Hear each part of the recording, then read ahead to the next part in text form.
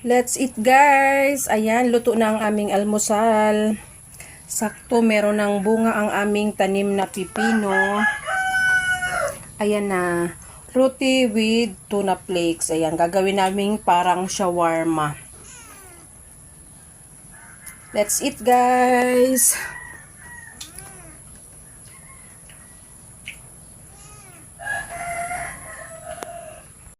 So, ayan guys, dahil isa na lang ang nakasalang, ganito lang kaliit. Ganito lang kaliit, oh. Tapos, lalaki na lang yan. Wala tayong rolling pin, wala tayong rolling board. So, maganda yung dough ko ngayon guys, o hindi dumidikit. Hindi kailangan ng dry na flour.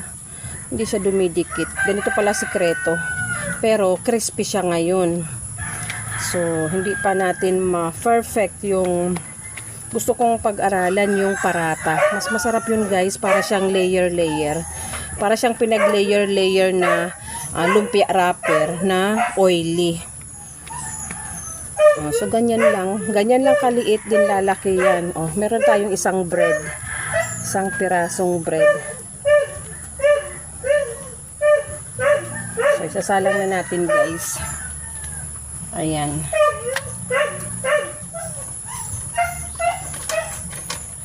So, ayan ang siga. Ayusin ang siga.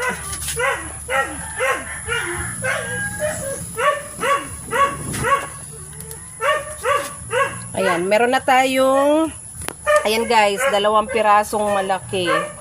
Tapos may 2 na tayong nakasalang. And ito yung dough. Ang magagawa ko nito guys ay 10 piraso.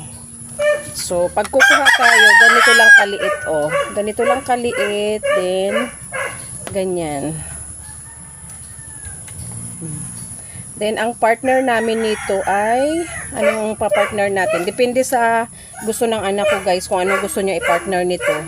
Pwede siyang tuna, tuna flakes, dilata, tuna in oil, or pwede siyang magluto akong corned beef.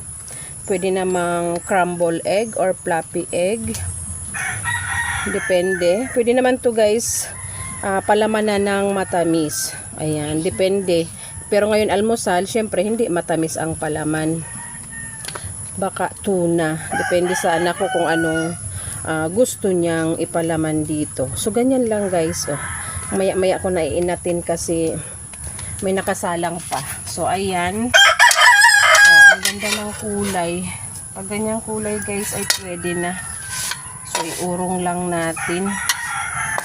Ayan. And magsasalang tayo ng isa pa. Kaya medyo liniitan ko guys para magkasya ang 3. Pag malalaki kasi 2 lang. So liitan natin. Ayan. Ganyan lang.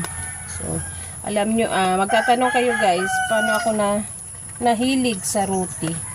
So, ito ang roti ay Indian and Pakistan bread. Ito yung parang pinaka-base nila, pinaka-kanin. Inuulam sa mga curry, sa ano. Yung parang munggong dilaw. So, nag-work ako guys sa Abu Dhabi. Nag-work ako 4 years. Pero hindi ako taga-kusina. Ang taga-luto namin ay Ethiopian at Sri Lankan. Then, ang trabaho ko ay nanny tutor. So, nung nandun ako, hindi ko to pinag-aralan. Kasi pag pinakita ko na mahilig ako magluto guys, ay madudubli ang aking trabaho. So, yung ating sahod ay para sa 2 trabaho na nga, nanny as and tutor. Pero yung sahod ko ay pang 1 tao lang. So, ayan. And, nung umuwi na ako dito, nakita ko sa video sa YouTube, nakita ko na, ay madali lang palang gawin. Kasi yung kasama kong itim guys, hindi rin ako tinuturuan. Parang ayaw niya ring ma-overtaken. And ayoko rin namang mang-overtake kasi nakakapagod guys sa Arab country. Pag marunong ka magluto, kasi ang mga madam doon mahilig sa mga party-party. So, pag marunong ka magluto, papatulungin ka sa kusina. Pero ako guys, tumutulong ako. In charge sa akin ang mga salad-salad. So, ayun naman. Doon ako nag-i-experiment ng mga salad-salad dahil kompleto naman sa kusina ang ingredients. So nag-i-experiment tayo ng mga salad. Merong matamis, merong maalat, maasim.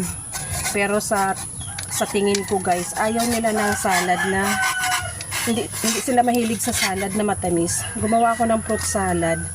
Alam niyo bang ako din ang nabusog? Kasi konti lang ang kinain nila. So ang ginawa ko guys, linagay ko sa mga Tupperware, sa mga baunan, and nilagay ko sa freezer. O di meron akong kinukunti-kunti. Ganon yung kinaganda ng ginawa ko.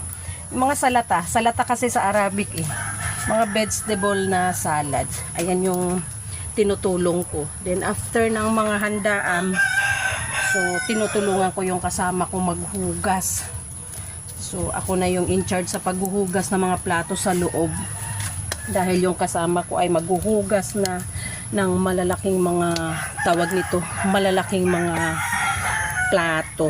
So ayan guys, balikan namin kayo after namin magluto and kakain tayo ng almusal habang umuulan. Roti for breakfast.